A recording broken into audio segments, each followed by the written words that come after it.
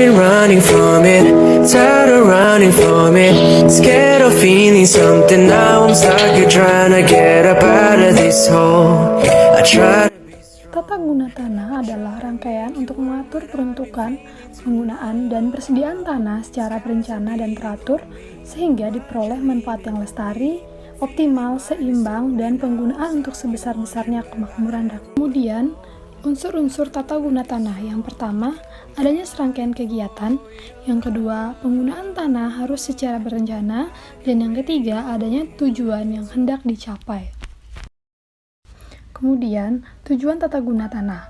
Berdasarkan Peraturan Perundang-undangan Nomor 16 Tahun 2004 tentang Penatagunaan Tanah, yaitu pemanfaatan tanah sebagai satu kesatuan sistem untuk kepentingan masyarakat secara adil.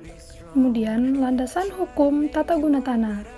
Yang pertama, Pasal 33 Ayat 3 Undang-Undang Dasar 1945, di mana terkandung prinsip-prinsip bumi, air, dan kekayaan alam dikuasai oleh negara. Sebagai organisasi kekuasaan dari bangsa Indonesia, harus menggunakan braka tersebut untuk sebesar-besarnya kemakmuran rakyat.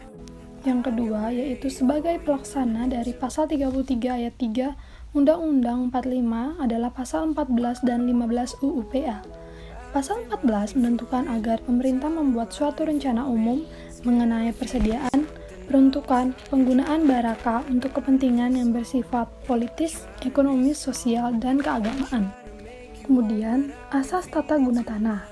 Yang pertama, prinsip penggunaan aneka. Prinsip ini menghendaki agar rencana tata agraria dapat memenuhi beberapa kepentingan sekaligus pada suatu ketentuan tanah tertentu. Yang kedua, prinsip penggunaan maksimum.